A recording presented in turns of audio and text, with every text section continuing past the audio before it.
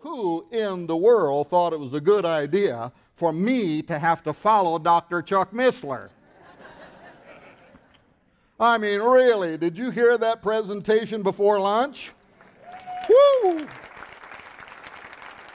Man, I mean, this reminds me of having to follow our good friend Dr. Willard Cantillon many years ago, who before he died in 1999 spoke at the Brooks Old-Fashioned Camp meeting in Brooks, Oregon on the subject of creationism. And his opening line was, "Man is not a transcendental ideation of intraseptic, autocatharic, solidaric redaction, nor an orgasmic individuality of mobilized egresses, nor an atypical modality of Voltronized, transfusiform differentiation, spontaneously race-mated into homogeneous individuality. For Pete's sake."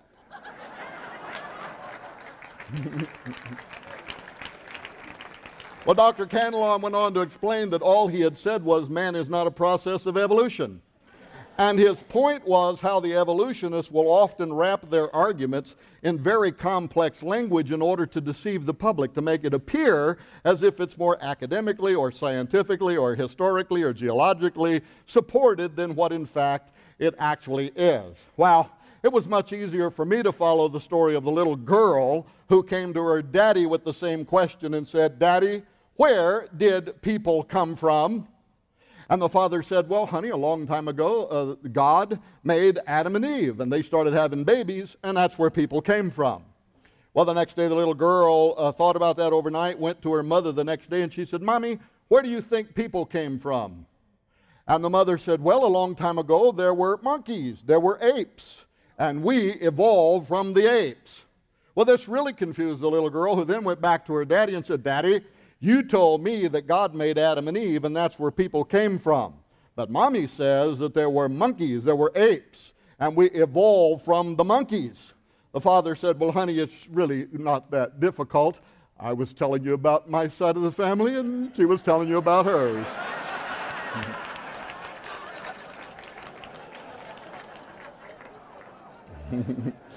Don't you love kids?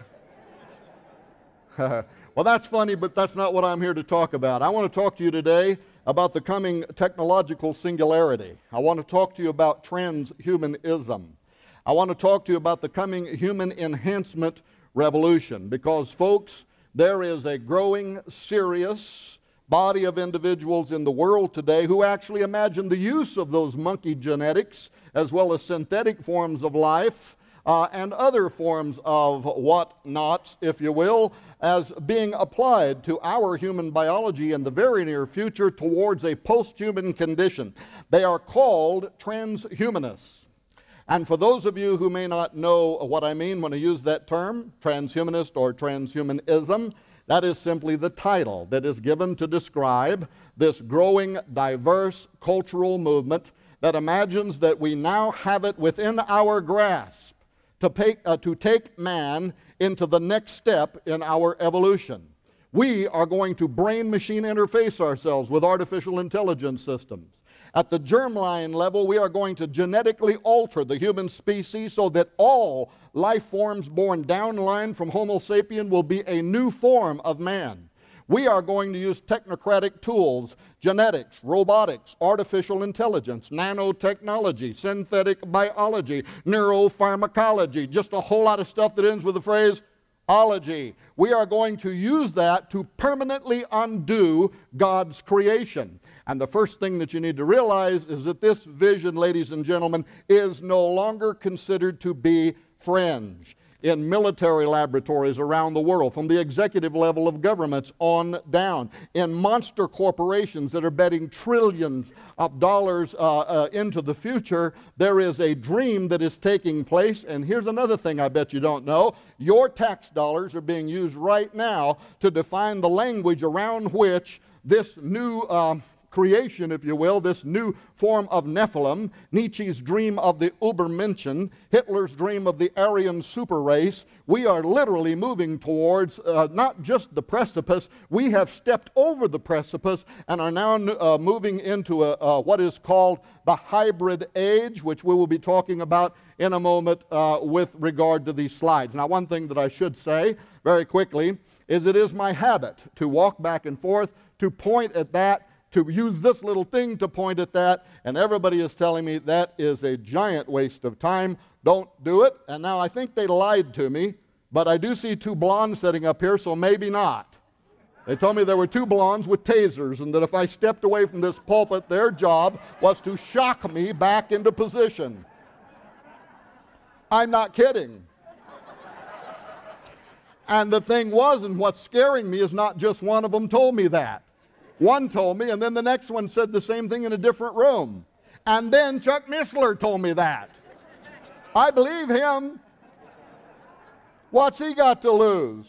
Huh? He's already famous. What's shocking one preacher like me going to do to his reputation? That maybe build on it. Well, in any case. Okay, here we go. I was completely aware last year when I went to the Science and Supernatural Conference in Dayton, Ohio. When I spoke there, I was convinced that the average Ohioan was completely unaware of how, right there in their state in recent years, the Case Western Reserve Law School had been the recipient of $773,000 from the NIH, the National Institute of Health. The National Institute of Health is the largest government department in the United States that hands out your tax dollars for health-related science and research. But why did they give $773,000 to Case Western Reserve Law School? It was so that a professor by the name of Maxwell Melman, the lead bioethicist at Case Western Reserve Law School, would begin a 24-month research period in which he would lead a team of law professors, bioethicists, scientists, other interested and qualified parties over a 24-month period, ladies and gentlemen, for the express purpose of establishing two things. If you want to look up on the screen, number one, in that middle paragraph there, you'll see that it was to develop standards for tests on human subjects in research that involves the use of genetic technologies to enhance normal individuals, to make them smarter, to make them stronger. And notice this little eugenic caveat, to make them better looking. So as we move towards our super selves and we develop Terminator-like eyesight, I guess, and we can really peer down on those blondes they've got guarding this front row up here, or other people, we're sure not going to want any homely people clouding up the landscape, are we? So as we go gazelling over tall buildings in a single bound, we're going to be so pretty as we do so. Imagine how our tax dollars are being used in ways that we don't know about. But in any case, the 24-month research period came and went. Because this is research that I do, I have been waiting. By the way, this concluded a little over 1 year ago, and I have been waiting with bated breath to find out in what way standards were developed for the genetic alteration of the human species. By the way, if you read the full press release, it was also to begin developing the guidelines that will be used for establishing public policy. That is, the law. And how will the law need to be amended in order to extend constitutional and Bill of Rights privileges to human non-humans? This is humans who have been sufficiently genetically altered as to no longer even be considered to be human under our current set of laws. The Brookings Institute, the #1 policy think tank in the world right now, is writing a series creating the legalese around this whole debate called the Future of the Constitution series. I recommend you go there and read the series, especially articles number 9 and articles number 10, where they are talking about, within a decade, the genetic engineering of homosexual communities. #1 policy think tank in the world, #1 policy think tank to the United States, bends the ear of lawmakers talking about genetically engineered gay communities and genetically engineered gay people who will need, because we are their creators, we will need to extend to them what our Constitution says we have in terms of inalienable rights that were extended to us from our Creator. So we are entering into a very unusual period of time. Now, before we go any further, if you're sitting here today, amazed that I haven't rushed off to one side yet, and besides that, live in Idaho, and maybe you are feeling a little bit envious right now of your Ohioan brethren and cistern, yes, I did say cistern, and feeling like they might be getting the leg up on you in the genetic sciences, fear not. If you look at the screen, you'll notice that Idaho, as well as every state in the Union, the genetics revolution is on. When I knew that I was going to be speaking here today, the first thing I did was I went to Google. It's very simple. Whatever state you're from, do this. Just go type in words like genetic engineering, GMOs, whatever, and the name of your state, and then sit back in awe of how your tax dollars in your state are also being used. Some of the stories that popped up here in Idaho, this is the National Association of Science Writers talking about genetically modified animals having the potential for food and medicine, and they're interviewing here one of your scientists here in the state of Idaho. The USA Today article talking about Idaho company trying to perfect a genetically modified potato that's tastier and healthier. So your famous Idaho Spud is literally about to get a new life, with emphasis on life. Of course, here's the Bioscience.org website celebrating the birth of the first cloned mule born in America, which was born here in the state of Idaho. Other articles, by the way, that popped up on the screen had to do with stem cell sciences in Idaho, had to do with the creation of human-animal chimeras at the embryonic level, which is part of the pharmaceutical research. And by the way, last night, I wasn't even looking for this. I was checking my email, and I thought, well, I'll just check my Google News alerts. And here was another article from an Idaho farmer, and the name of the article was GMOs Making Their Way into Your Pantry. And what this farmer was talking about is he is a farmer that raises large alfalfa fields here in Idaho, and he's very concerned because his alfalfa is being contaminated by genetically modified alfalfa that's also being raised here in Idaho, but that the dairy cows that are feeding on this alfalfa are assimilating the genetically modified organisms in their milk, which is then going to your local Walmart superstore, and you are drinking GMOs, something that we absolutely do not know very much about in terms of its long-term impact on the health. But ladies and gentlemen, the point is this.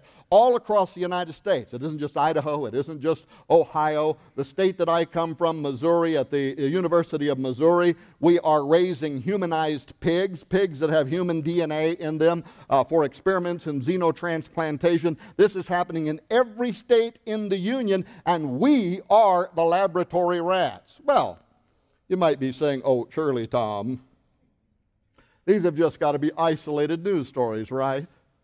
I mean, you just went out and picked a couple of stories to try to impress Chuck Missler, or as if I could do that, or to prop up your thesis to try to make it look like it's more important than what it really is. Here's the truth, ladies and gentlemen. Before my house burned down, didn't your house burn down one time, Chuck?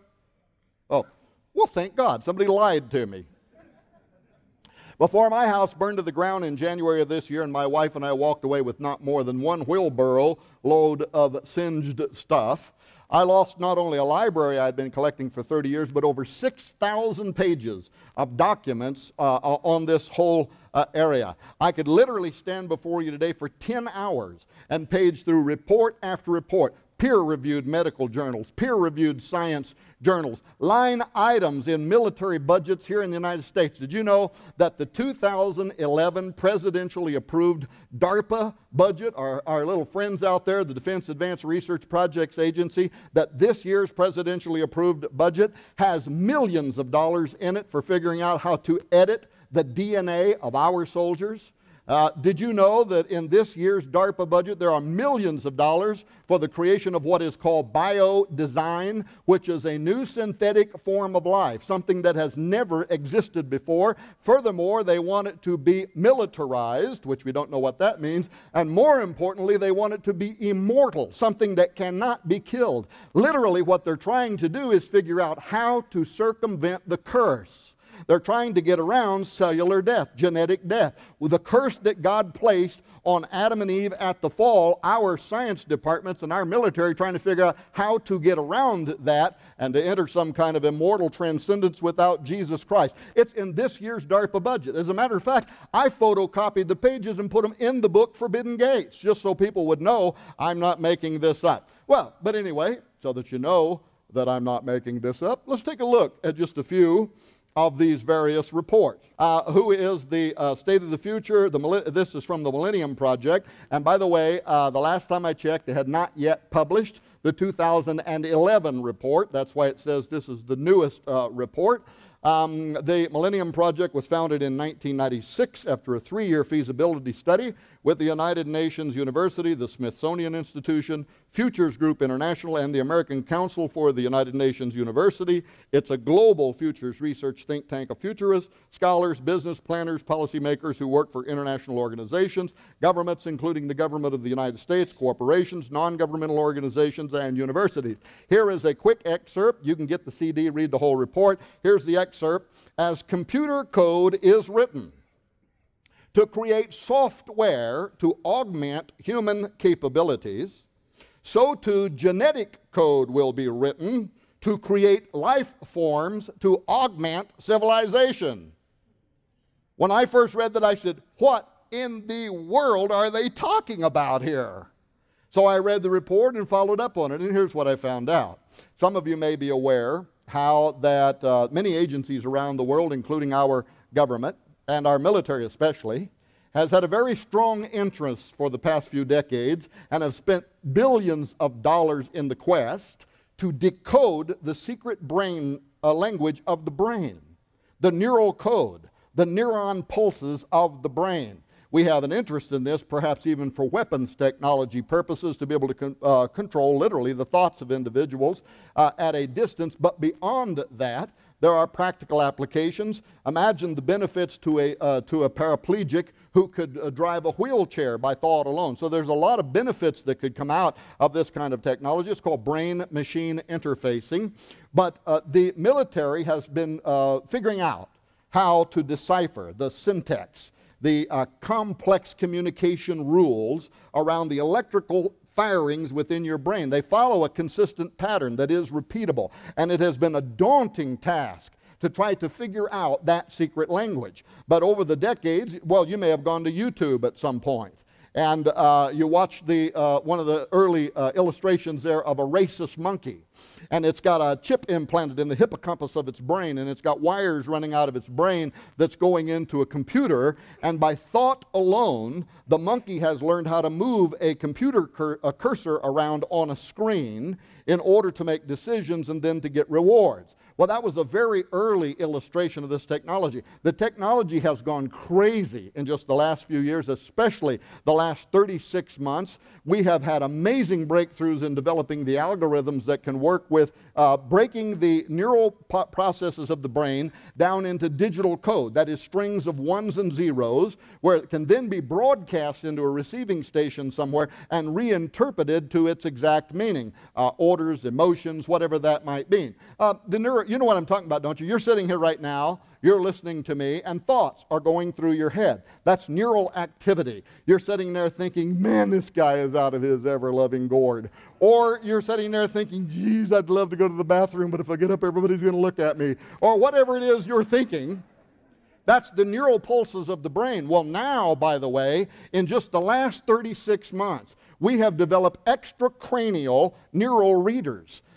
In fact, this technology is advancing so quickly that at Christmas last year, a couple of the games makers introduced game systems where children can play games via thought alone, mind control, moving characters around on a screen. Now this year, I understand there's going to be 10 or 20 new systems coming out. Furthermore, televisions next year, beta televisions that you will be able to control by thought alone. I read that and said, really? I mean, we're not already big, fat, dumb couch potato-y enough that we're going to sit there and just think? I want my robot to bring me another beer, and I want to change to channel 23 and turn up the volume. Really, get up and walk before you die.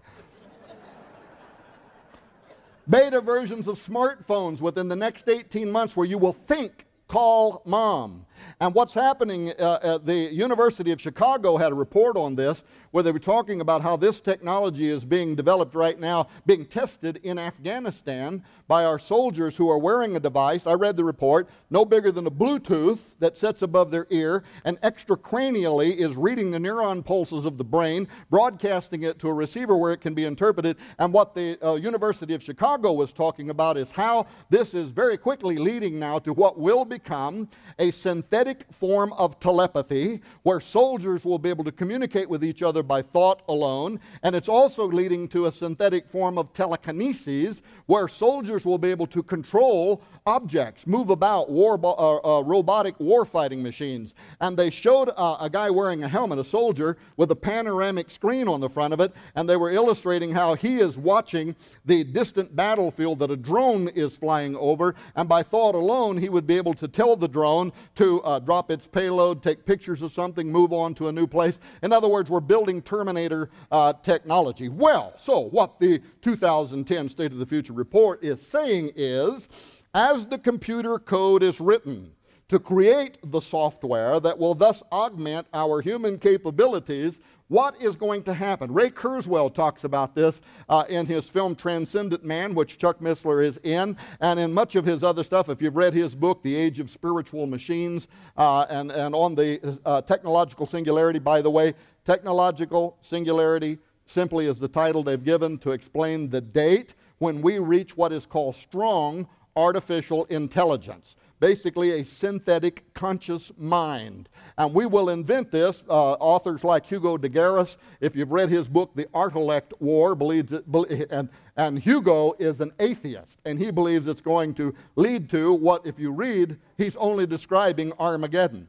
But in any case, strong artificial intelligence, a synthetic God.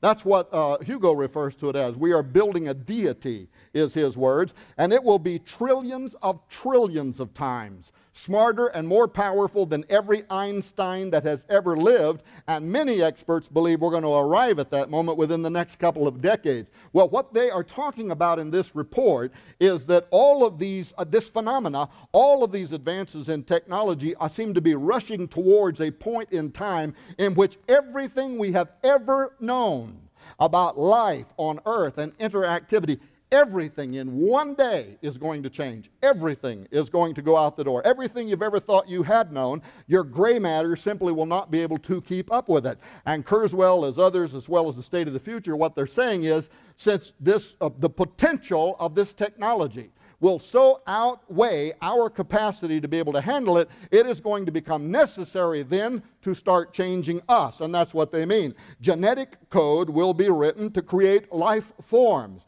synthetic forms of life, nanobots, other things that will integrate with our cognitive ability and enhance our brains so that we then will be able to fully appreciate and enjoy all of the benefits of becoming Star Trek's Borg. Foreign Policy Magazine, the Washington, D.C. based award-winning magazine of global politics, economics, and ideas, just this month agrees with our Borg-like future, and they have published a new fantastic special report called The Future Is Now. I would recommend you go there and read the entire report, but here is one of the excerpts. Quote, "As we try to understand an incipient future in which technology has insinuated itself into every sphere and nook of human activity, from the manipulation and replication of DNA to space exploration, and in which humans continuously seek ways to speed up their biological evolution to match the breakneck pace of technological evolution." Notice this, the only way to do that is going to be to incrementally integrate with technology, launching an era of change and innovation that we call the hybrid age, end quote. This is only one of numerous special reports that are coming out now, including military analysis that are referring to this term, the hybrid age. And ladies and gentlemen, they mean exactly what it sounds like they mean. They're saying there was the Bronze Age, there was the Agrarian Age, there was the post-industrial age, there was the industrial age, there was the information age that gave birth to the internet, but we have entered into what is now called the hybrid age, in which every living thing, everything that God made is going to be hybridized. Think about that. The God who set barriers between the species and ordered that each kind only reproduce after its own kind has us in his face now saying, yeah, but we think we're going to do something different. We are entering into the hybrid age. We are genetically modifying crops. We are genetically modifying animals. We are creating transgenic forms of animals. We're talking about everywhere, all across the world, in the United States, Europe, Austria, China, all over the place. This is happening. We are genetically altering humans at the embryonic level. In Britain right now, there is designer baby technology, which has already started, sex selection, hair color, eye color. The next step, of course, will be germline genetic engineering to start engineering their genetics at the earliest level, the sperm level or the egg level or the earliest embryonic level, so that it then becomes adapted into their genotype. We engineer a new form of human whose genotype is different than yours is, which means whatever we engineer, that has become heritable. Everything born down line for that re-engineered human will become as it is. Does this sound to anybody but me like this is something we tried on earth once before? Yeah, this is happening. We're entering into the hybrid age where everything is going to be altered. I'll have to move quickly if I'm going to get through all this. The Mail Online, this is one of the top news sources out of the United Kingdom. Your children will live to see man merge with machines, but will it save or destroy us? Here is the Evangelical Lutheran Church in America, Redesigning Humans, the Final Frontier. And as a matter of fact, Professor Margaret McLean here is actually talking about people like Professor Gregory Stock, who is a leading transhumanist advocate of germline genetic engineering, the permanent altering, undoing. Well, look, actually, look at what he says here in that last paragraph, paragraph 4. We know that Homo sapien, that's you, is not the final word in primate evolution, but few have yet grasped that we are on the cusp of profound biological change, poised to transcend our current form and character on a journey to destinations of new imaginations, end quote. Of course, again, I would take issue. I don't think this is a new imagination or thought. I think this is an old imagination or thought, and by the time we get to the end of this presentation, you'll see that I also think that it's very prophetic. Hey, here's a Scientific American, triple helix. Designing a new molecule. You didn't even know your double helix is outdated, did you? Here we sit, Ford Pintos, Chevy Chevettes, not even aware that our benevolent overlords are working overtime to upgrade all of us, at least to Cadillacs, if not Rolls-Royce altogether. Here's Christianity Today. The techno-sapiens are coming. When God fashioned man and woman, he called his creation very good. Transhumanists say that. By manipulating our bodies with microscopic tools, we can do better. Are we ready for the great debate? Well, the techno-sapiens are coming, but when are they going to be here? Only 2 weeks ago at MIT, the famous Massachusetts Institute of Technology's MTech conference, we were told, get ready now for a new human species. Here's an excerpt from the article. The ability to engineer life is going to spark a revolution. That's the hybrid age revolution, the new revolution that will dwarf the industrial and digital revolutions, drop down to the bottom, because we can engineer our environment and ourselves. Humanity is moving beyond the constraints of Darwinian evolution, and the result may be an entirely new species. Here's New Scientist magazine agreeing with the new species of man. And in this article, Evolution Machine, Genetic Engineering on Fast Forward, they are talking about some of the instruments that are being used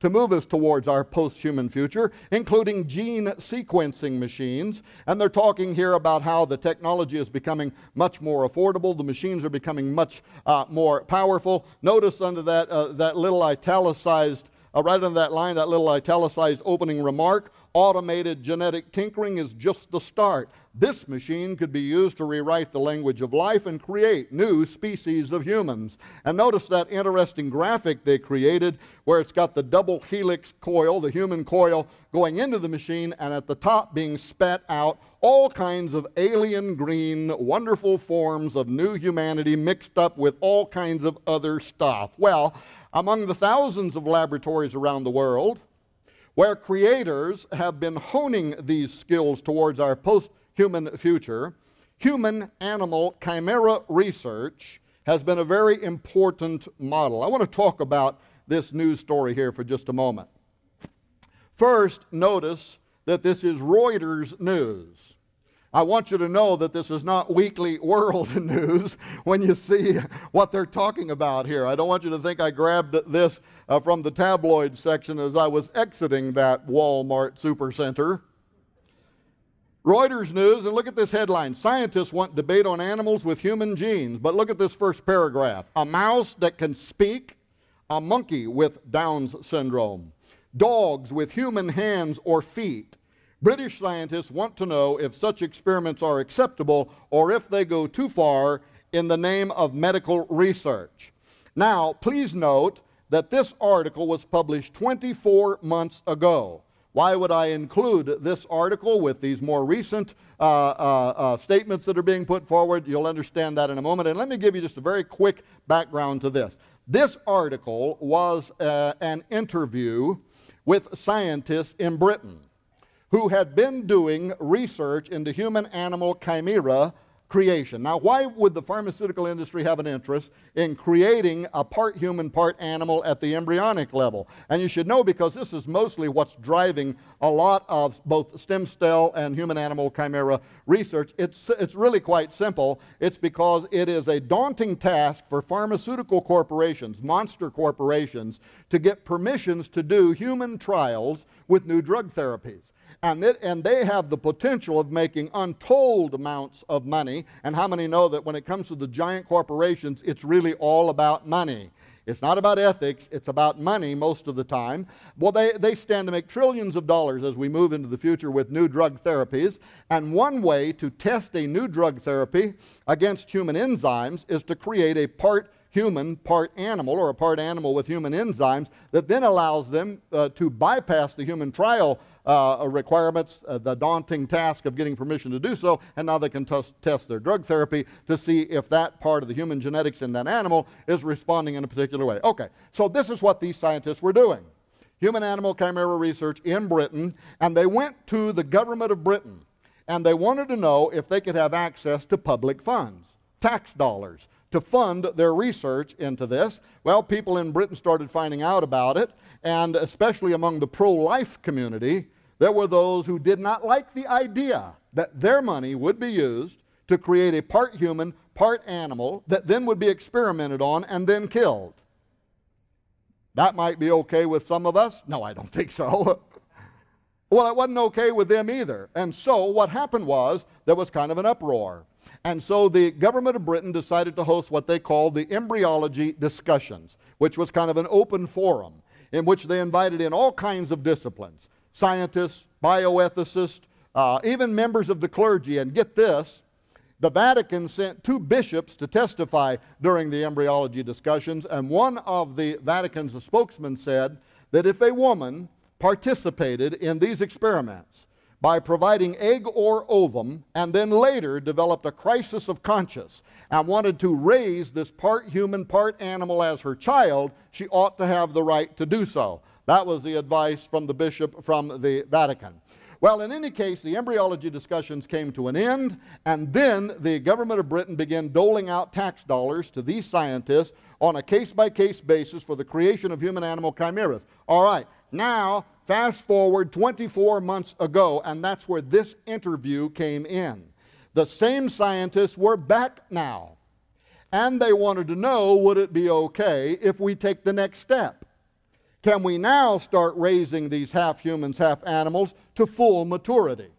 Can we start raising islands of Dr. Moreau and doing long-term experiments on creatures that are part human and part animal?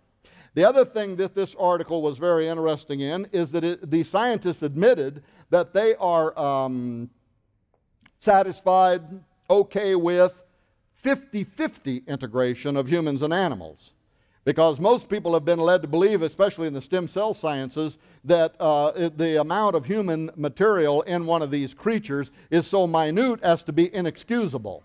And what these scientists admitted was they were okay with fully 50-50 integration between humans and animals, and furthermore, they imply in this article that some of their colleagues were already pushing the boundaries anyway and raising these things to full maturity. Well, is that the case? Just last month, so that was 24 months ago, now just in the last month, the Academy of Medical Sciences in Britain admitted that such science is advancing so quickly that an international regulatory commission is needed to oversee the creation of mature human-animal chimeras. But look at this graphic they created here. On the right-hand side is what appears to be a microscope lens. And what is depicted is all known forms of life from animals, pigs, dogs, donkeys, fish, whatever. And notice the little line going over and integrating that genetic makeup in the man that is standing there in the middle wrapped in the double helix coil.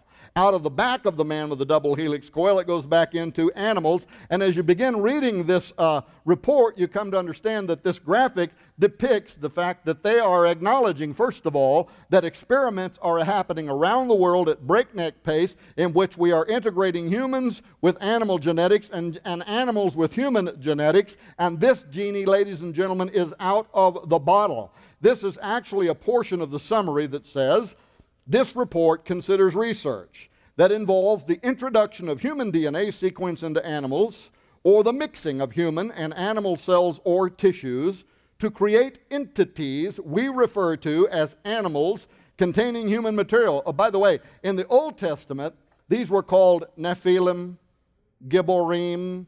They had other names for what ultimately wound up being fantasized in Greek mythology, but that science was occurring. Such approaches, I'm back to quoting now, such approaches are long established and thousands of different ACHM. This is a terrific admission, by the way, on the part of the Academy of Medical Sciences out of Britain. Thousands of different ACHM have been used in biomedical research, yet they have received relatively little public discussion. Now, what type of creature creations are they talking about? These bullet points on here are actual exact extracts from this report, even the part that's in red, which I've only highlighted to point out to you. Note, number one, extensive modification of the brain of an animal by implantation of human-derived cells, which might result in altered cognitive capacity approaching human consciousness or sentience or human-like behavioral capabilities.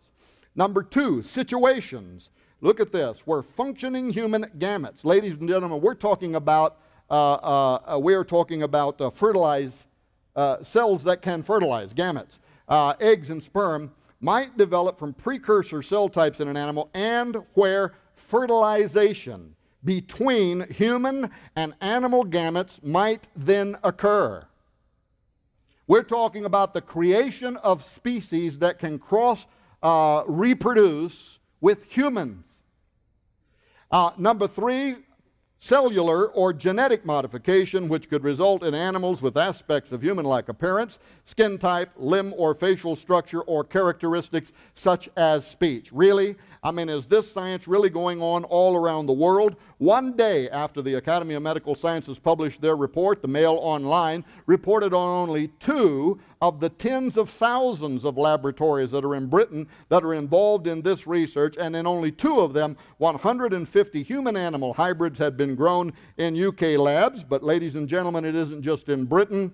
The United States published its own similar report, beating the United Kingdom by 20 years. And in their 1982 report, Splicing Life, the United States President's Commission for the Study of Ethical Problems in Medicine and Biomedical and Behavioral Research looked at the social and ethical issues of genetic engineering with human beings, including interfacing humans with nature and animal, as well as combining man with new forms of life. They were actually back then imagining synthetic biology, which of course the J. Craig Venter Foundation has since accomplished, integrating man with synthetic forms of life.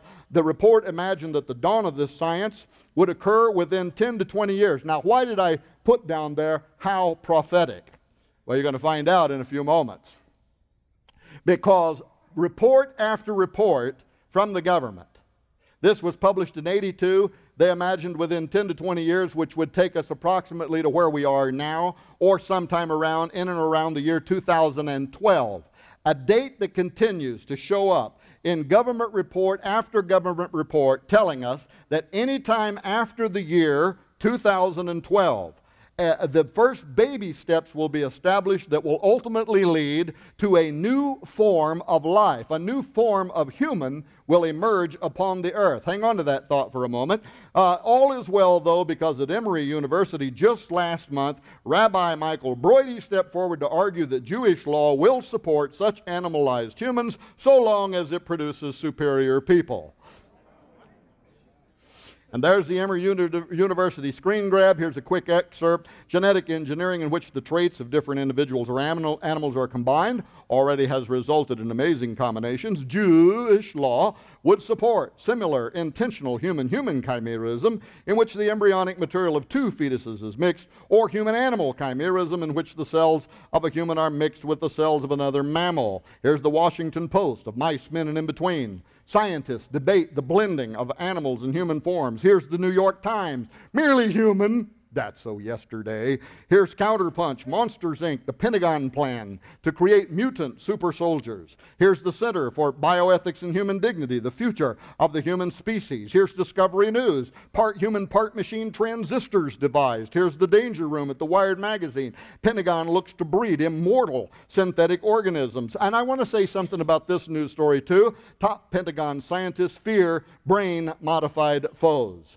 This is an article that was published about 3 years ago. I have included it with these newer reports for this reason. This was the first time that the public began to learn that some of the top think tanks that provide advisory information to the United States military now see the human enhancement revolution as the next arms race. That's right. In much the same way as the old Soviet Union competed with the United States during what is now called the Cold War for nuclear supremacy. Top advisors such as the Jasons. Who are the Jasons? You can read it. They are the celebrated scientists on the Pentagon's most prestigious scientific advisory panel. And that's all you ever will know about them unless you have, like Chuck Missler, top secret security clearance or access to such, because these people are very guarded of their identities, but suffice to say they are among the scientific and academic intelligentsia. And the Jasons have been advising the U.S. military in this report, and one that I did not include in this PowerPoint presentation that you should Google and read is a newer report called the $100 Genome, Implications for the Department of Defense, in which, get this, they tell the Department of Defense that they only have until December of 2012. Now, why that date? December of 2012, and they said if we don't get ahead of this technology by that date, our military risks, these are their words, falling unrecoverably behind in the race for personal genomics. And they, in that report, by the way, they talk about genotype and phenotype. If you remember your basic biology in school, genotype is what you are basically internally. I mean, this is what you inherited from your parents. This is your genetic makeup. But phenotype is how that is expressed externally. It's the way you walk, the way you talk, the fact that you're bipedal. It's what makes you look to me like you look to me. That's your phenotypic expressions.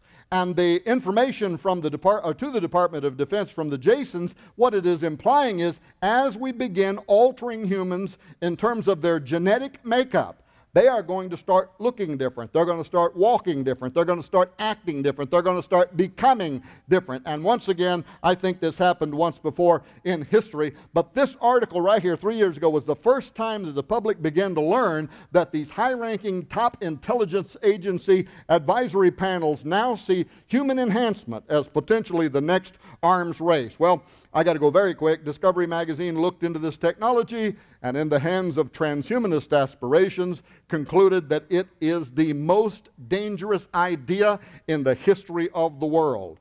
There are hundreds more similar news and peer-reviewed articles on the coming human enhancement revolution that we don't have time to talk about, so let's take a little turn in the road here now, and let me talk to you for the next little bit about something else. How soon? This is a big question. Before the human enhancement revolution is widespread. Now, you say, okay, Tom, you mentioned the year 2012. Do you believe that December 21st, 2012, the end of the Mayan calendar arrives, and all of a sudden the floodgates open and the earth is swarmed with new Nephilim? No. I hope not. Although Isaiah did say, open the gates, ye ruler, I give command and I bring them. And in the Greek Septuagint it says, giants are coming to fulfill my wrath. Opening a gate. And this after the destruction of Babylon. So this is all very prophetic. Okay, so maybe, but I sure hope not. But the point is this, that this is the date that the experts believe that what we have been doing to genetically modified crops, what we have been doing to genetically modified animals, we are going to begin doing to humans, and ultimately it's going to reach an exponential curve where there will be widespread commercialization of the altering of humans. It's going to start on the battlefield. It's in this year's DARPA budget for editing soldier DNA.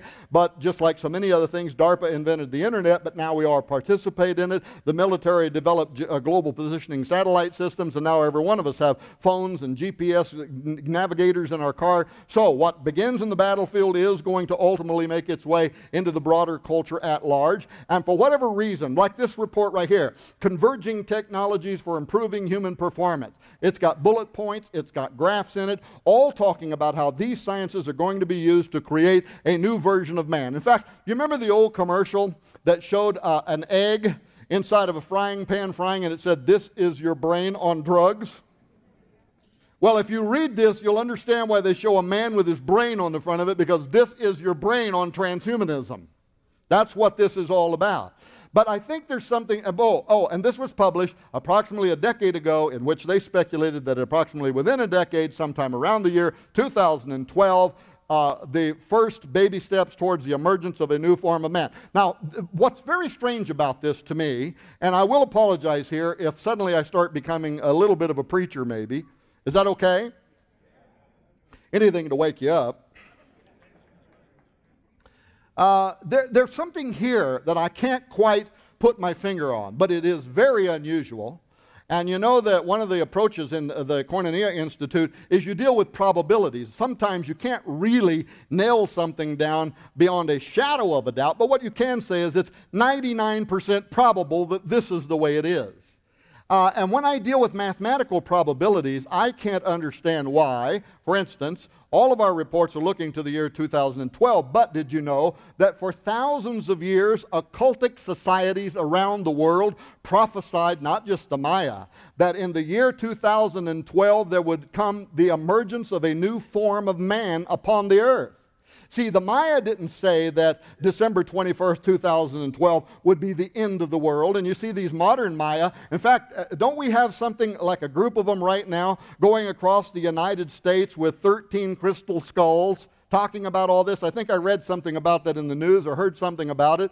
And they're celebrating the coming of 2012, but they're going to wind up in some place like New York on 11/11/11. All of these are very powerful occultic numbers. But what these new Maya and what the old Maya, what they actually were saying was, there's going, first of all, it's all based on the precession of the equinox, the rotation of the planets, doodly doodly doo. And they were very, well, I just don't want to get into that. They were very strong, smart astronomers. So somehow they either knew it or an invisible spirit whispered it in their ear, which might be part of a thousands of year old plan to lead to great deception. Could be. But in any case, somehow they knew it. And they set their calendar in 2012. But the Maya, their prophets, by the way, one of their prophets became a Christian, and he combined his prophecies with what he called the Christian Last Judgment, and still believes that the year 2012 is significant, but then from and this was during the 1600s, by the way, with prophecies from the Bible. In any case, what they believed was, if I can get my head on track here, first of all, that there is going to come the return of their feathered or winged dragon god, their serpent god, that you see celebrated throughout Mesoamerica, which would be during a time of great tribulation upon the earth, followed by the emergence of an enlightened man on earth, a new form of humanity. The Aztecs believed the same thing and also set their calendar to end in the year 2012, also accompanied with the return of their feathered or serpent god that has the power of flight. And by the way, that's a very interesting iconography that turns up over and over and over in these belief systems. If you read the book I wrote, Apollyon Rising 2012, in which I show how this date 2012 is encoded on the Great Seal of the United States, more importantly, the prophecy on the Great Seal, the Novus Ordo Seclorum, is taken from the Cumae Sibyl, a priestess of Apollo, who prophesied that at the end of time, Apollo would return to the earth and it would give birth to a new golden age. Well, the golden age in Greek mythology is when the gods and the demigods walked upon the earth. And her prophecy is not just that Apollo will return, but that it will give birth to a new race of people who have been merged with the gods. So again, the same kind of symbolism, but Apollo's father, according to her prophecy, is Jupiter, and if you look at ancient depictions of Jupiter, he is pulled through the heavens by two flying winged serpents. So over and over again, you see this imagery of a dragon that has the power of air, or a giant serpent that has the power of air, the power of flight, returning in the year 2012. Well, let's go further. The Hindus, they set their Kali Yuga calendar, the age of the male demon, to end in the year 2012. Here in America, 200 years ago, the Cherokee Indian tribe, during an entire frenzied moment of apocalyptic prophecies, also set their calendar to end in the year 2012, and again with the return of their feathered rattlesnake god, their flying serpent that had the power of air. But did you know this? 700 years ago, see my legs wanting to walk? 700 years ago, Jewish mystics in the Zohar, this is the most important book of Jewish mysticism, Kabbalah, magic, occultism. 700 years ago, these Orthodox priests who rejected Jesus Christ as their Messiah, when speculating about when the Messiah would arrive, in the Vieira section of the Zohar, under the subsection Signs Heralding Mashiach, set the date of his appearing in the Jewish calendar year 5773, which in our Gregorian calendar, guess what, begins in the new moon 2012 and extends into the following year 2013. A 700-year-old occultic Jewish prophecy from guys who said when our Messiah comes, it'll be the year 2012. Because they rejected Jesus Christ, who are they talking about?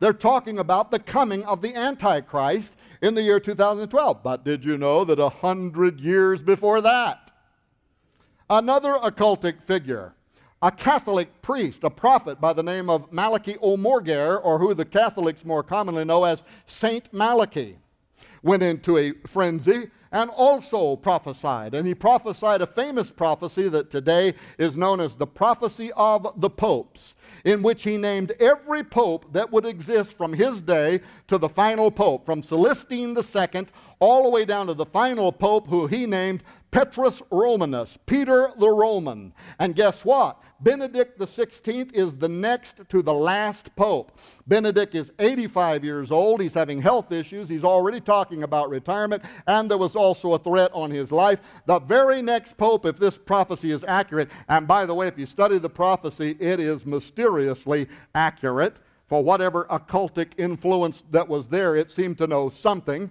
The very next pope will be Petrus Romanus, who St. Malachi said will give assistance to the rise of the Antichrist. So, ladies and gentlemen, all around the world, prophecies from thousands of years, from all kinds of disparate societies, whom we have no information, no knowledge that many of these cultures knew each other, but all prophesying a forward moment in time. Now, how could that be possible? Do I put the prophecy of the Maya or Malachi O'Morgair or any other O'Gair on a level with the prophecies of the Bible? Absolutely, I do not. My interest in this is why this occultic presence for thousands of years, separated by time and distance in all these cultures, has been fascinated with a date in which they imagine the return of their great dragon having the power of flight and the emergence of a new form of man on earth. by the way, the Cumae Sibyl's prophecy about the return of Apollo, that if you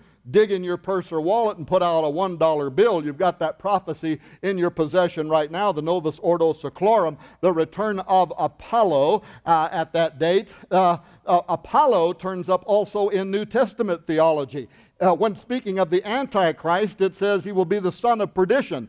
And this term is Apollia, Apollyon, Apollo. It is the ancient word that depicted the god Apollo. And so even New Testament theology would seem to imply that the spirit that is going to inhabit the Antichrist, which was prophesied 700 years ago by Jewish mystics who rejected Jesus Christ as appearing in September, the new moon of 2012. Ladies and gentlemen, what is going on? And then the big question is, why have all of our government reports and these various agencies and the science community, why do they keep fascinating about the year 2012, after which there is going to be the emergence of a new form of man? I believe there is something deeply occultic about this, deeply deceptive about this. I think that a ton of the New Age community and tens of thousands of people around the world are being deceived and looking forward to the coming of some space age savior, if you will, who could appear around that time. Now, is that going to happen? I don't know, but I'm telling you that mathematically, the improbability, this has got to be in the order of hundreds of millions to one, that all of that concatenation of prophetic significance from an occultic societies all around the world speculating about this date, and then our own government telling us that yeah, we agree with that. 2012 sounds like a good date for me for all to become little demigods. Sorry.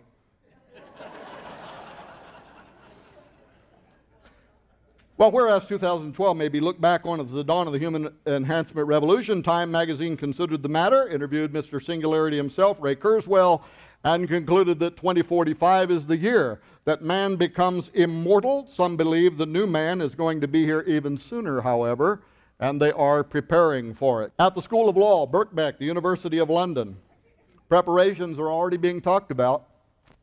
Birkbeck is one of the leading law schools that teaches crime scene investigation. And they put out a press release not long ago talking about CSI.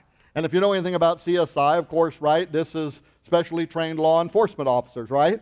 They're trained, they go into a crime scene, they make detailed measurements in the crime scene, they take photographs, they rope it off so that those who are not trained to be there won't be.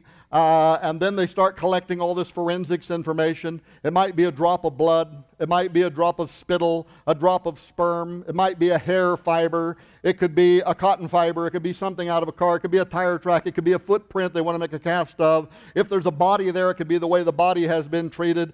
But in any case, then they meticulously and carefully collect all of the forensics information, put it in special containers to avoid cross-contamination, unless this is O.J. Simpson's crime scene, and then they scoop it all into a giant bag and go like that.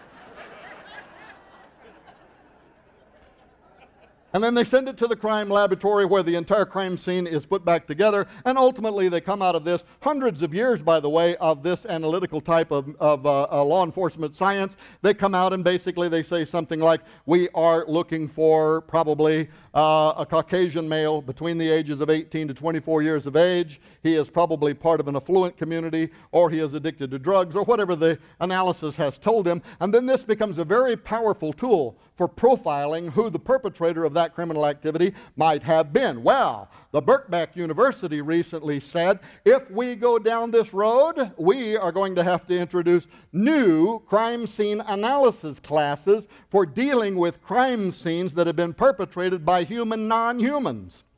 And their whole point is that if a serial rapist, for instance, is part wolf, this thing might behave in ways that we can't even comprehend, way outside the paradigm of our understanding. Well, ladies and gentlemen, that such things are going to have to be talked about sooner than later was actually dramatically illustrated in research not long ago by Professor Ivan Balaban at the McGill University in Montreal, Canada. And what Balaban did was he took the developing brain matter of embryonic quail and he genetically engineered it into the developing brain matter of embryonic chickens. And the developing chickens grew up to exhibit head bobs and vocal trills that are natural to quail. And what his experiment so dramatically illustrated is that very, very, very complex behavior patterns can be transferred across species line from one species to another through genetic engineering. Well, how big might the implications from Professor Balaban's research be? Here is the front cover of the Global Governance 2025 at a critical juncture. 2025 is only 13 or so years from now. So basically this report is talking about what might occur this decade. Now, what is this report about? First, notice this, that this is published by the United States Office of the Director of National Intelligence, working with the European Institute of Security Studies. This was published 13 months ago. So we're talking about top-level intelligence agencies in the United States and Europe working together for what purpose? To try to determine what might set in motion the need for a global government. That's why it's called Global Governance 2025. Basically what they're saying is, what could happen that could suddenly cause all of the nations of the world to have to come together in mutual protection of one another against an unprecedented threat. That's what they're talking about. And so they talk about biological warfare. They talk about the collapse of the economy, which Chuck Missler was talking about before lunch today. They talk about all of that as potentially leading to the need for a one-world government. But then on page 35, look how things start getting interesting. No forum currently exists for dealing comprehensively across the scientific community, industry, and government on measures needed to diminish the risk posed by the biotechnology revolution. In addition, biotechnology can drive new forms of human behavior and association, creating profound cross-cultural ethical questions that will be increasingly politically contentious. Few experts believe that current governance instruments are adequate for these challenges. That's what the Birkbeck Law School was also saying. For example, direct modification of DNA, this is germline genetic engineering, which we talked about earlier, at fertilization is widely researched with the goal of removing defective genes. However, discussions of future capabilities open the possibility for designing humans with unique physical, emotional, or cognitive abilities, end quote. So ladies and gentlemen, imagine this now. The top intelligence agencies of the United States working with the top intelligence agencies in Europe saying, okay boys, what do we imagine could be the trigger event that will set in motion the need for all of the nations of the world to come together under a single umbrella in mutual defense of an unprecedented threat. And among the things that they chose to talk about is the emergence of a new form of human. Well, is this report from the American and European intelligence communities overstating the facts? Not according to a series of recent House Foreign Affairs Committee hearings that were held in California a while back.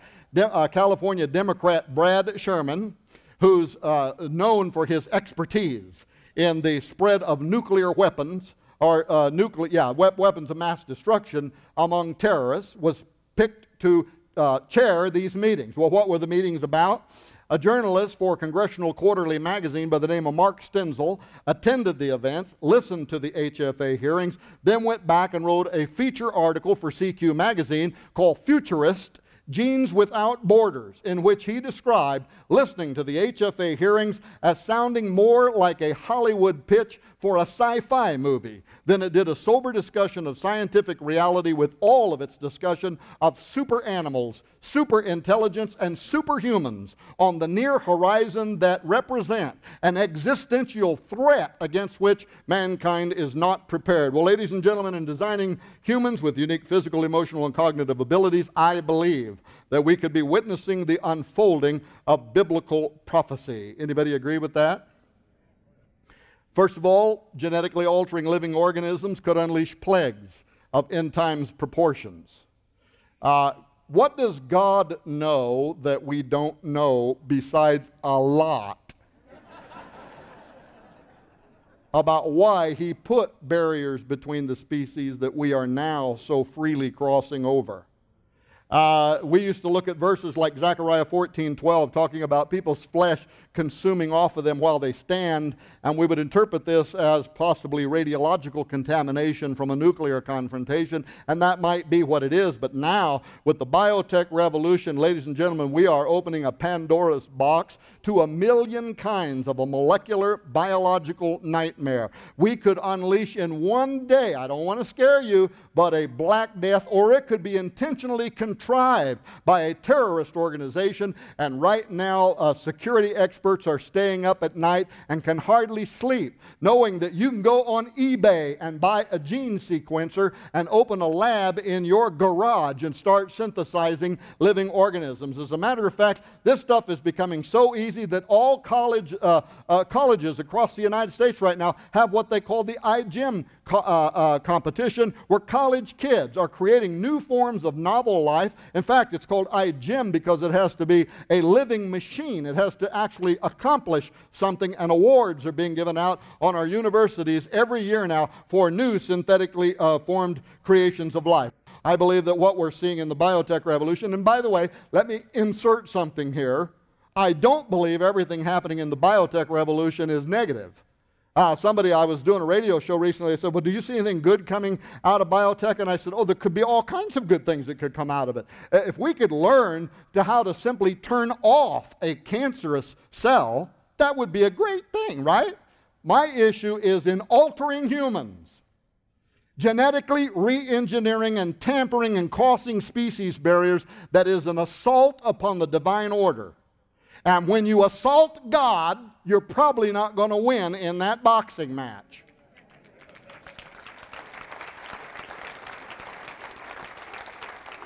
I believe it could also be a fulfillment of Luke 17:29, where our Lord says that his appearing would be as in the days of Lot. If you go, as I said earlier, to the Brookings Institute right now, you'll see where they're making the arguments for the creation of homosexually, genetically engineered gay Gattaca communities. And then lastly, I believe it could be a fulfillment of Matthew 24:37, when our Lord's disciples, closest disciples, said, Lord, tell us, what shall be the sign of thy coming and the end of the aeon, the end of the age? He gave them a whole series of signs that are all unfolding around the world as we speak. And then he ended it by saying, as the days of Noah were, so shall also the coming of the Son of Man be. What was it that happened in the days of Noah?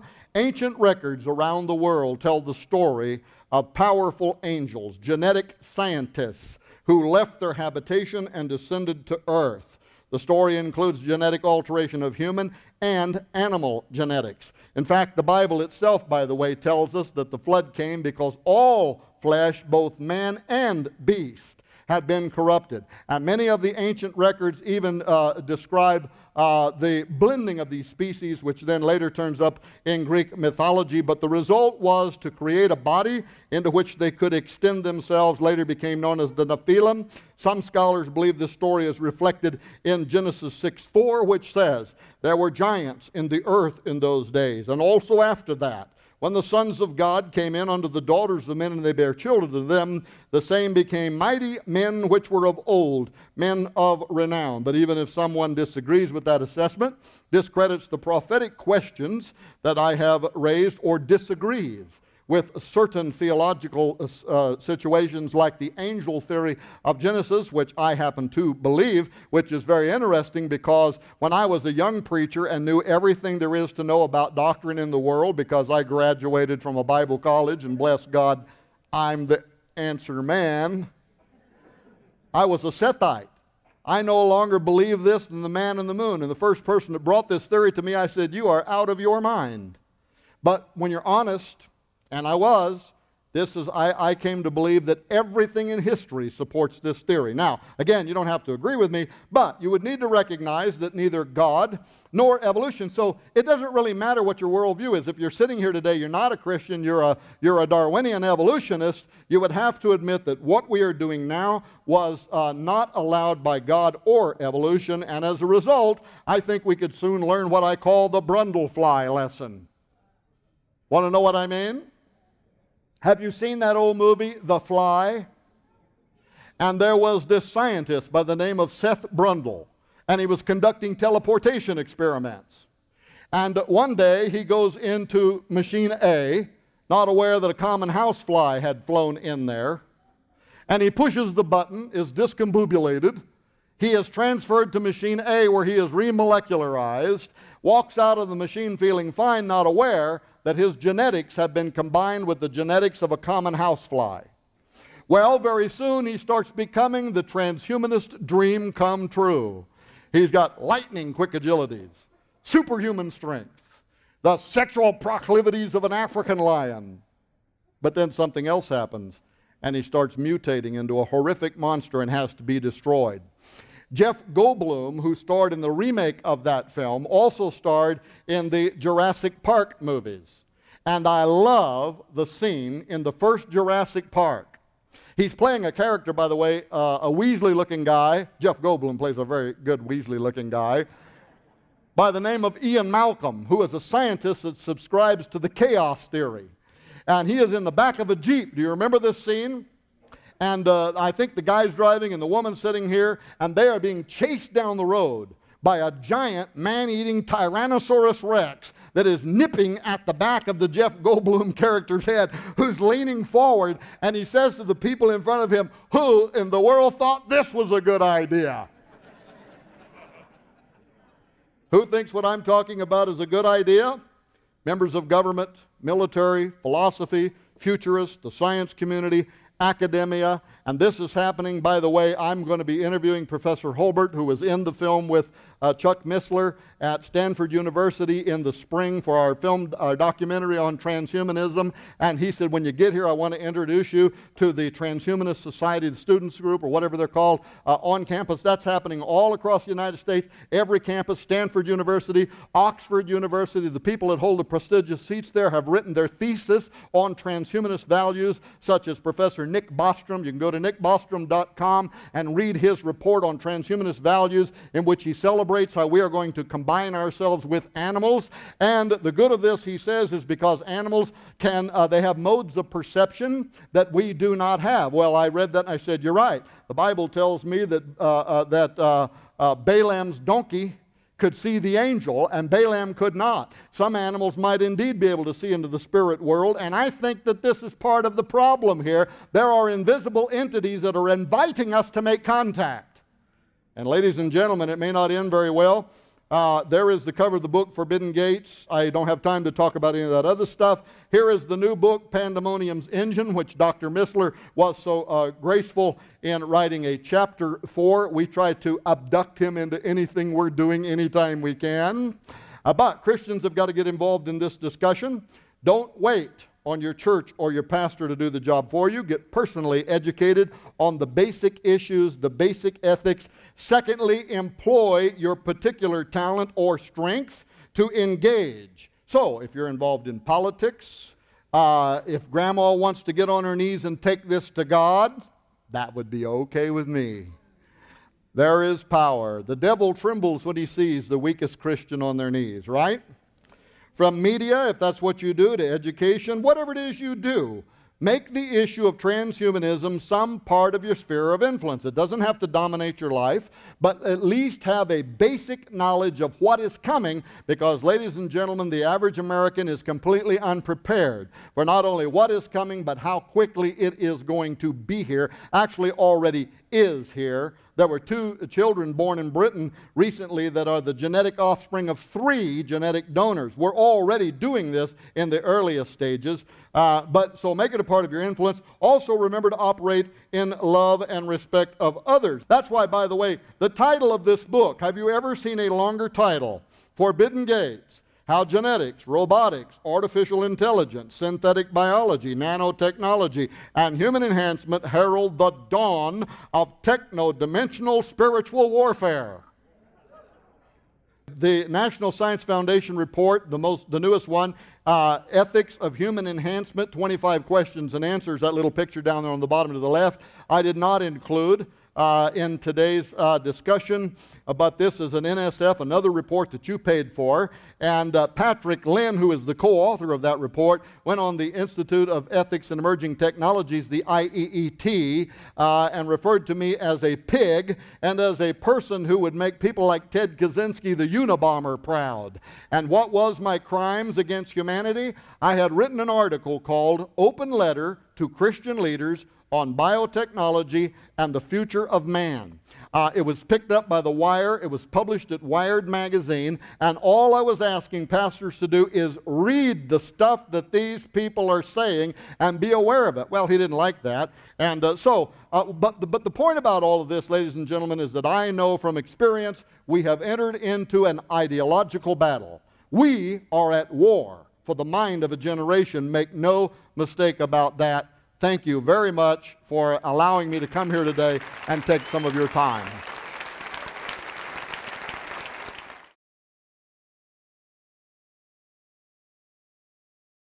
They're being used in ways that we don't know about.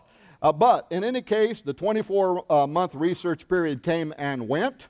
Because this is research that I do, I have been waiting. By the way, this concluded a little over 1 year ago, and I have been waiting with bated breath to find out in what way standards were developed for the genetic alteration of the human species. By the way, if you read the full press release, it was also to begin developing the guidelines that will be used for establishing public policy.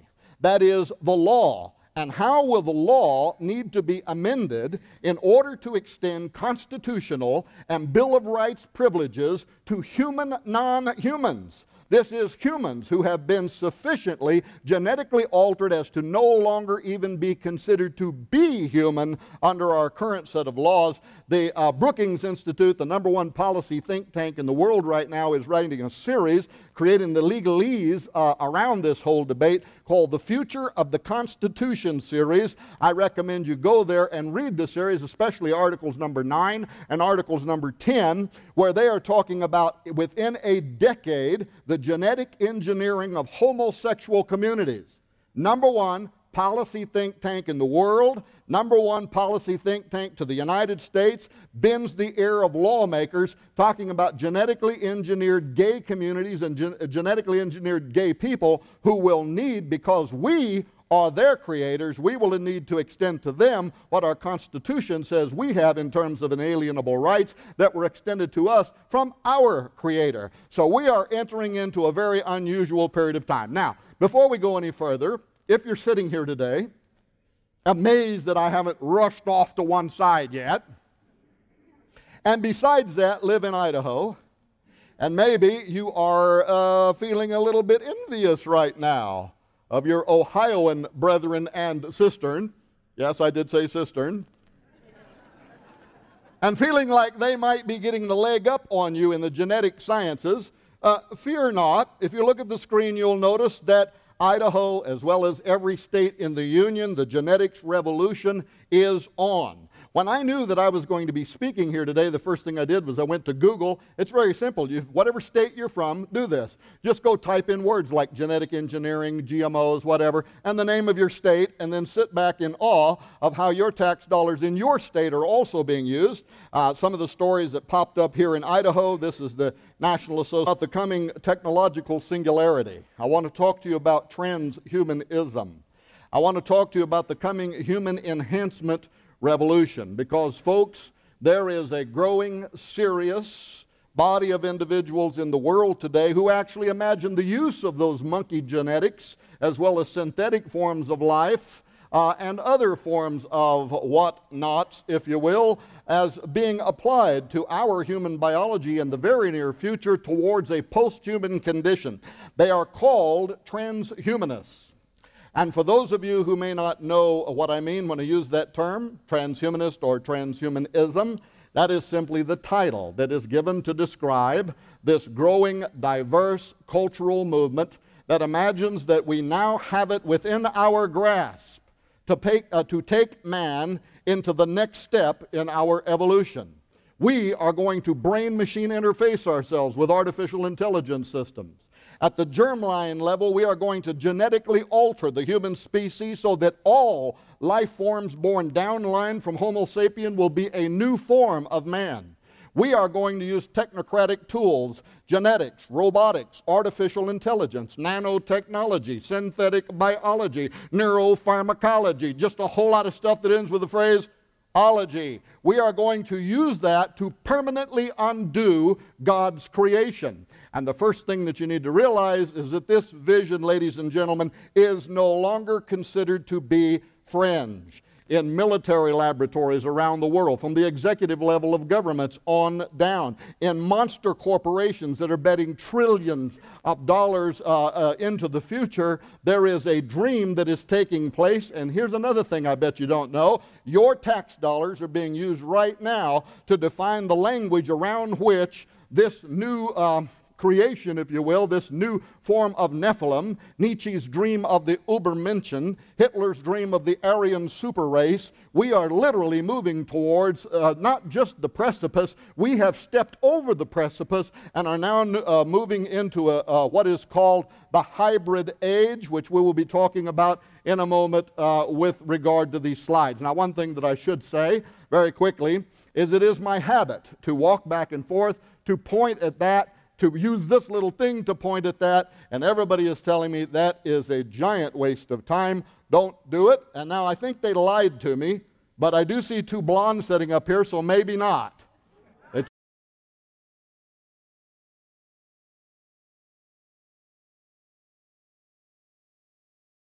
Who in the world thought it was a good idea for me to have to follow Dr. Chuck Missler? I mean, really, did you hear that presentation before lunch? Woo! Man, I mean, this reminds me of having to follow our good friend Dr. Willard Cantillon many years ago, who before he died in 1999 spoke at the Brooks Old-Fashioned Camp meeting in Brooks, Oregon on the subject of creationism. And his opening line was, "Man is not a transcendental ideation of intraseptic, autocatharic, solidaric redaction, nor an orgasmic individuality of mobilized egresses, nor an atypical modality of Voltronized, transfusiform, differentiation, spontaneously race-mated into homogeneous individuality. For Pete's sake."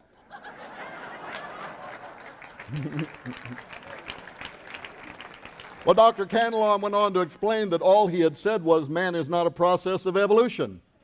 And his point was how the evolutionists will often wrap their arguments in very complex language in order to deceive the public, to make it appear as if it's more academically or scientifically or historically or geologically supported than what in fact it actually is. Well, it was much easier for me to follow the story of the little girl who came to her daddy with the same question and said, "Daddy, where did people come from?"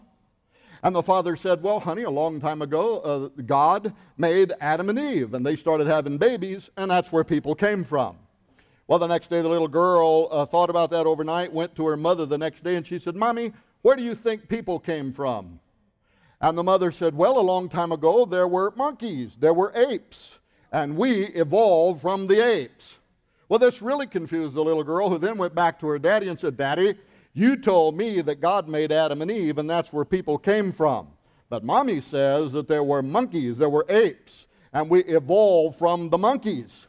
The father said, "Well, honey, it's really not that difficult.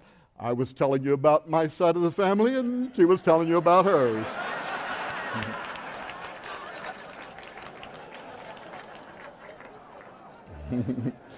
Don't you love kids? Well, that's funny, but that's not what I'm here to talk about. I want to talk to you today about the Association of Science writers talking about genetically modified animals having the potential for food and medicine, and they're interviewing here one of your scientists here in the state of Idaho. The USA Today article talking about Idaho company trying to perfect a genetically modified potato that's tastier and healthier. So your famous Idaho Spud is literally about to get a new life, with emphasis on life. Of course, here's the Bioscience.org website celebrating the birth of the first cloned mule born in America, which was born here in the state of Idaho. Other articles, by the way, that popped up on the screen had to do with stem cell sciences in Idaho, had to do with the creation of human-animal chimeras at the embryonic level, which is part of the pharmaceutical research. And by the way, last night, I wasn't even looking for this. I was checking my email, and I thought, well, I'll just check my Google News alerts. And here was another article from an Idaho farmer, and the name of the article was GMOs Making Their Way into Your Pantry. And what this farmer was talking about is he is a farmer that raises large alfalfa fields here in Idaho, and he's very concerned because his alfalfa is being contaminated by genetically modified alfalfa that's also being raised here in Idaho, but that the dairy cows that are feeding on this alfalfa are assimilating the genetically modified organisms in their milk, which is then going to your local Walmart superstore, and you are drinking GMOs, something that we absolutely do not know very much about in terms of its long-term impact on the health. But ladies and gentlemen, the point is this: all across the United States, it isn't just Idaho, it isn't just Ohio, the state that I come from, Missouri, at the University of Missouri, we are raising humanized pigs, pigs that have human DNA in them for experiments in xenotransplantation. This is happening in every state in the Union, and we are the laboratory rats. Well, you might be saying, oh, surely, Tom, these have just got to be isolated news stories, right? I mean, you just went out and picked a couple of stories to try to impress Chuck Missler, or as if I could do that, or to prop up your thesis to try to make it look like it's more important than what it really is. Here's the truth, ladies and gentlemen. Before my house burned down, didn't your house burn down one time, Chuck? Oh, well, thank God. Somebody lied to me. Before my house burned to the ground in January of this year, and my wife and I walked away with not more than one wheelbarrow load, told me there were two blondes with tasers, and that if I stepped away from this pulpit, their job was to shock me back into position. I'm not kidding. And the thing was, and what's scaring me is not just one of them told me that. One told me, and then the next one said the same thing in a different room. And then Chuck Missler told me that. I believe him. What's he got to lose? Huh? He's already famous. What's shocking one preacher like me going to do to his reputation? That maybe build on it. Well, in any case, okay, here we go. I was completely aware last year when I went to the Science and Supernatural Conference in Dayton, Ohio. When I spoke there, I was convinced that the average Ohioan was completely unaware of how, right there in their state in recent years, the Case Western Reserve Law School had been the recipient of $773,000 from the NIH, the National Institute of Health. The National Institute of Health is the largest government department in the United States that hands out your tax dollars for health-related science and research. But why did they give $773,000 to Case Western Reserve Law School? It was so that a professor by the name of Maxwell Melman, the lead bioethicist at Case Western Reserve Law School, would begin a 24-month research period in which he would lead a team of law professors, bioethicists, scientists, other interested and qualified parties over a 24-month period, ladies and gentlemen, for the express purpose of establishing two things. If you want to look up on the screen, number one, in that middle paragraph there, you'll see that it was to develop standards for tests on human subjects in research that involves the use of genetic technologies to enhance normal individuals, to make them smarter, to make them stronger. And notice this little eugenic caveat, to make them better looking. So as we move towards our super selves and we develop Terminator-like eyesight, I guess, and we can really peer down on those blondes they've got guarding this front row up here, or other people, we're sure not going to want any homely people clouding up the landscape, are we? So as we go gazelling over tall buildings in a single bound, we're going to be so pretty as we do so. Imagine how our tax dollars